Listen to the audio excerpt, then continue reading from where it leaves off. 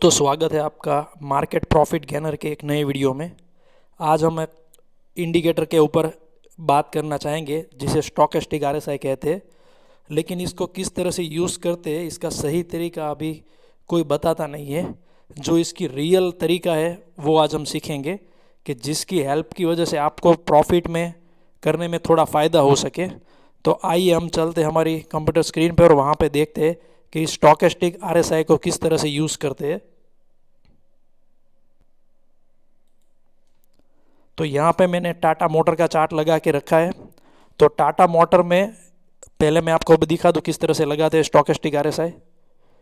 यहाँ स्टडी आता है ज़ेरोधा में। अगर आप कोई भी और प्लेटफॉर्म यूज़ करते हो तो वहाँ पे जाके आप इंडिकेटर में जाके इसको सेट कर सकते हैं।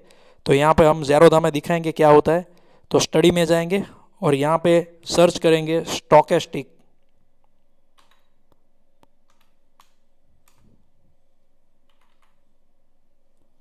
Stochastic RSI. तो यहाँ पे हम क्लिक कर देंगे। अब यहाँ पे क्लिक करने के बाद यहाँ से थोड़ा इसको बड़ा कर देंगे ताकि आपको अच्छे से दिखे, और फिर इसकी सेटिंग में जाएंगे। तो इसकी सेटिंग में हम जो चाहे वो डिफरेंस कर सकते हैं इस तरह से, लेकिन हमें इसमें जो सेटिंग यूज़ करना है वो डिफ़ॉल्ट सेटिंग यूज़ करना है जिसका रिज़ल्ट काफ़ी अच्छा है। तो आइए हम आपको सिखाते हैं कि इसको रियल में किस तरह से ट्रेड करते हैं। तो यहाँ पे 1 डे का चार्ट लगा हुआ है। दोस्तों कोई भी ट्रेड सेटअप हो उसमें टाइम फ्रेम सबसे महत्वपूर्ण रहता है। हर एक टाइम फ्रेम में हर एक चीज़ काम नहीं करती है। जो 15 मिनट में काम करता है वो 1 आवर या 1 डे में काम नहीं करता है।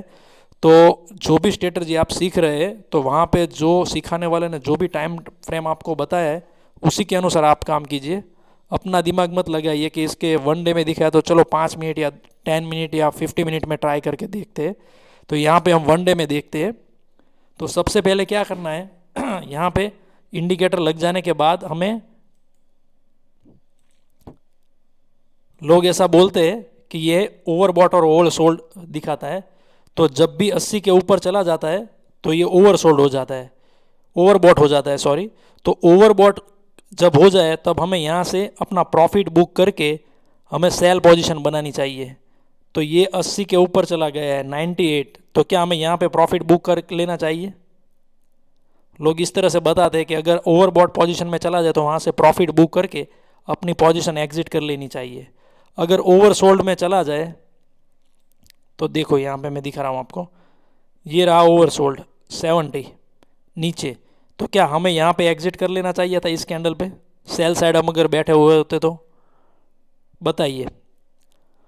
ओवर सोल्ड होते ही लोग बोलते हैं, यूट्यूब में भी बोलते हैं कि ओवर सोल्ड पोजिशन आ गई तो हमें यहाँ से सेल साइड में एग्जिट कर लेना चाहिए और बाय साइड में बैठना चाहिए। तो मैं आपको ये पूछना चाहता हूँ, ये ओवर सोल्ड पोजिशन में चला गया है यहाँ पे, तो क्या हमें यहाँ से सेल साइड में जो हम बैठे हैं तो क्या हमें एग्जिट कर लेना चाहिए?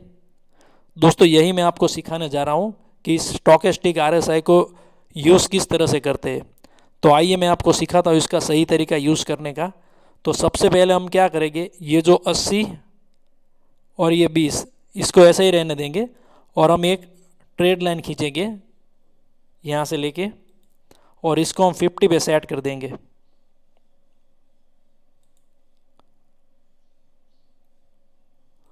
और अब हम इसको बड़ा करते हैं ताकि आपको अच्छे से ये दिख सके।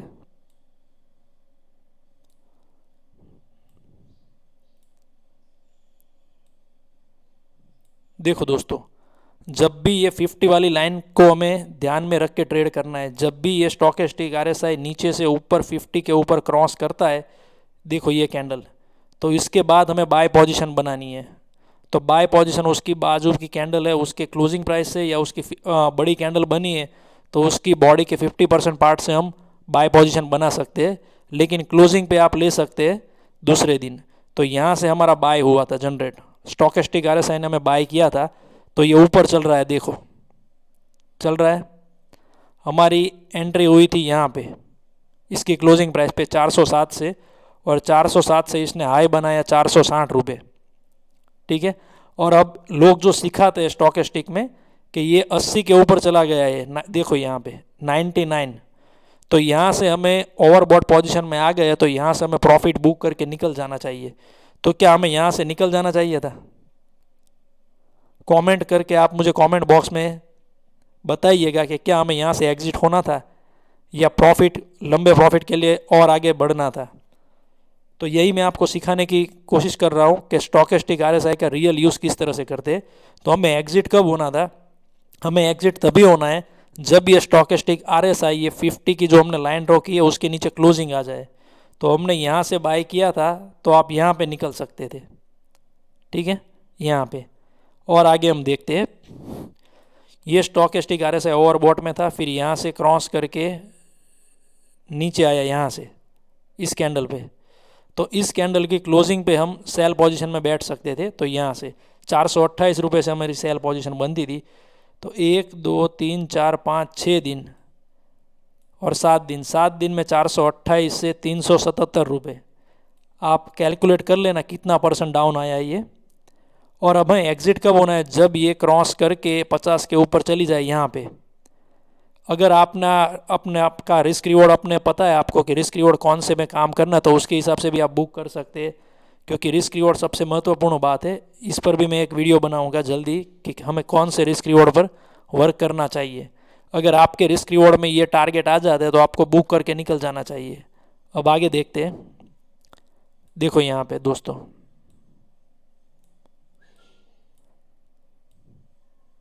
जब ये स्टॉकेस्टिक यहाँ पे क्रॉस करके ऊपर गया तो इसकी क्लोजिंग प्राइस पे हमें दूसरे दिन बाय करना था यहाँ से 404 पे, फिर ऊपर जाने देना है, निकलना नहीं है। ओवरबॉट में आ गया इस तरह से, दूसरे ही दिन ओवरबॉट में आ गया था। देख लीजिए आप 98 99। तो ओवरबॉट कंडीशन में कभी भी प्रॉफिट बुक नहीं करना है। लोग बोलते हैं यहाँ से ओवरबॉट हो गया तो प्रॉफिट बुक करके निकल जाओ, अब नीचे आएगा, लेकिन हमें चलने देना है। देखो गया ऊपर, फिर यहाँ से नीचे आएगा।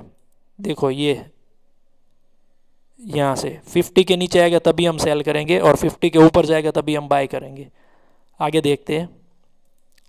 देखो यहाँ से जब से ये स्टॉकेस्टिक आरएसआई 50 के नीचे चल रहा था, जब क्रॉस करके 50 के ऊपर गया तो उसी के बाद जब उसने क्लोजिंग दे दिया तो उसके दूसरे दिन हमें पोजीशन बनानी है।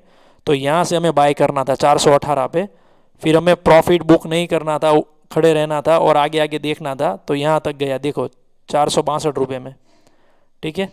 और जब भी इसके नीचे आया तब हम निकलना है। तो यहाँ देखो ये कैंडल नीचे आई थी ये, तो यहाँ से हमें एग्जिट करना था बाय पोजीशन में, और फिर सेल पोजीशन में बन जाना था हमारी पोजीशन। तो इसकी बाजू की कैंडल से हमें सेल करना था 440 पे। तो 440 से ये नीचे गया यहाँ तक। सिर्फ आरएसआई फैक्टर नहीं, और भी बहुत सारे फैक्टर आपको यूज़ करने आने चाहिए, प्राइस एक्शन भी आना चाहिए आपको, लेकिन मैं अभी आरएसआई दिखा रहा हूँ आपको, सिर्फ स्टॉकेस्टिक आरएसआई। तो अभी इसके ऊपर ही फोकस करेंगे। कोई भी एक चीज़ लेके हम ट्रेड नहीं कर सकते, बहुत सारी चीज़ों को ध्यान में रख के ट्रेड करना पड़ता है। उसमें मेन होता है प्राइस एक्शन। अगर आपको प्राइस एक्शन नहीं आता है तो आप इंडिकेटर यूज़ कर सकते हैं, जो कि इंडिकेटर भी आपको बिगिनर से, अगर आप तो इंडिकेटर भी आपको प्रॉफिट देंगे अच्छे से, लेकिन आपको यूज़ करना आना चाहिए। आगे हम देखते हैं।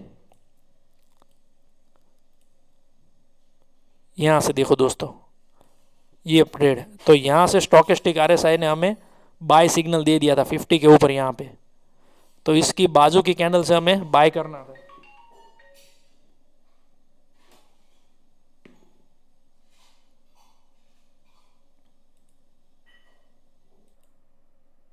तो दोस्तों ये देखिए यहाँ पे, तो यहाँ से हमें बाय करना था दूसरे दिन 23 तारीख को, इसकी क्लोजिंग प्राइस के आसपास 470 रुपये से। तो ये अभी ऊपर जा रहा है तो उसको हमें जाने देना है। देखो यहाँ तक गया 529 रुपये पे, और यहाँ से हमारी एंट्री आई थी इस दिन से 470 से 528 रुपये, 60 रुपये। कैलकुलेट कर लेना आप कितने % होते हैं, उसी हिसाब से इसको ऊपर। अगर ये ओवरबॉट में चला गया है 100 के ऊपर, तो यहाँ से ओवरबॉट पोजीशन में नीचे आएगा, ऐसा लोग बोलते। तो नीचे कहाँ आया बताइए आप मुझे, ऊपर ही जा रहा है। ओवरबॉट और ओवरसोल्ड को यूज़ किस तरह से करना चाहिए वो किसी को अभी आता नहीं है। सिर्फ वो ऐसा बोलते कि ओवरबॉट हो गया अब नीचे आएगा, ओवरसोल्ड हो गया अब ऊपर जाएगा, लेकिन इस तरह से नहीं चलता है दोस्तों, सीखना पड़ता है आपको। अभी हम आगे देखेंगे। और एक देखो यहाँ से 50 के ऊपर गया था यहाँ से, ठीक है। तो उसको बाजू की कैंडल से हमें बाय करना था यहाँ से 288 से, तो 288 से कंटिन्यू ऊपर गया है। देखो यहाँ पे अगर हम निकलना चाहे तो एग्जिट कर सकते थे यहाँ से, ठीक है। ये हमारा एग्जिट सिग्नल था यहाँ से। उसके बाद फिर से ऊपर गया यहाँ से, तो यहाँ से फिर से बाय पोजीशन हमें बनानी थी। और उसके बाद देखिए 307 रुपये से कंटिन्यू ऊपर 526 तक। तो स्टॉकेस्टिक आरएसआई का यूज़ इस तरह से करना चाहिए कि जैसे 50 के ऊपर जाए तो हमें बाय पोजीशन लेनी है, अगर 50 के नीचे आए तो बाय पोजीशन से एग्जिट कर लेना है, और 50 के नीचे जाए तो हमें सेल पोजीशन में बैठना है, और 50 के ऊपर जैसे ही निकले तो हमें सेल पोजीशन में एग्जिट कर लेना है। तो इसी तरह से स्टॉकेस्टिक आरएसआई का यूज़ किया जाता है। स्टॉकेस्टिक आरएसआई स्टॉक की स्ट्रेंथ को हमें दिखाता है कि ट्रेंड किस तरफ है। अगर ट्रेंड अप है तो हमें अप ट्रेंड के साथ काम करना चाहिए, अगर ट्रेंड डाउन है तो हमें डाउन ट्रेंड में सेल साइड बैठना चाहिए। तो इंडिकेटर को यूज़ करना आना चाहिए सही तरीका। स्टॉक इंडिकेटर लगाने से कुछ नहीं होता, उसको यूज़ कैसे करना है यही हमें सीखना चाहिए। और अगर आप बिगिनर है तो आप इंडिकेटर यूज़ कर सकते हैं, लेकिन अगर आप एडवांस लेवल पे जाना चाहते हैं तो आपको प्राइस एक्शन आना चाहिए। अगर आपको प्राइस एक्शन आएगा तो आपको टॉप पे सेल कैसे करते और बॉटम से बाय कैसे करते इसका नॉलेज आपको आएगा। तो हमेशा प्रायोरिटी प्राइस एक्शन की होनी चाहिए, ना कि इंडिकेटर की। इंडिकेटर की बहुत सारी चीज़ें हैं जो मैं आपको आने वाले अगले वीडियो में भी सिखाऊंगा कि इंडिकेटर को किस तरह से यूज़ करते हैं। अगर आप बिगिनर है तो आपके लिए इंडिकेटर अच्छे रहेंगे, उसमें कोई दिक्कत नहीं है। लेकिन बड़े टारगेट और बड़ा सोचना है तो आपको प्राइस एक्शन सीखना पड़ेगा, और जो भी मार्केट में आप देखते हैं उससे अलग कुछ करना पड़ेगा। क्योंकि जो भी मार्केट में चलता है वो उस पर तो हम ट्रेड करते हैं, लेकिन प्रॉफिट नहीं हो रहा है। क्यों नहीं हो रहा है? क्योंकि मार्केट जो दिखाता है वो होता नहीं, और जो होता है वो दिखने नहीं देता है। ये सभी ऑपरेटर की चाल होती है। तो ऑपरेटर क्या करता है, ऑपरेटर की साइकोलॉजी क्या है, ये सब सीखने वाली बात है। तो आपको ये सब सीखना चाहिए, और आगे भी मैं आपको ऐसे इन्फॉर्मेटिव वीडियो बना के दिखाता रहूँगा। तो आज के लिए इतना ही, और मैं बहुत ही जल्द आपके लिए ऑप्शन सीरीज़ चालू करने वाला हूँ। डेली मैं आपको पोजिशनल ऑप्शन दूंगा जिसका टारगेट डबल होगा मिनिमम, और पोजिशनल होगा 3, 4 या 5, 6 दिन में वो टारगेट अचीव हो जाएगा। लेकिन आपको इसके लिए आपको मेरी चैनल को सब्सक्राइब करना पड़ेगा, और अगर आपको प्रॉफिट हो उसके ऊपर तो आप दूसरों को भी कहिएगा कि आप इस चैनल को सब्सक्राइब करें ताकि उनको भी प्रॉफिट हो। ओके दोस्तों, थैंक यू।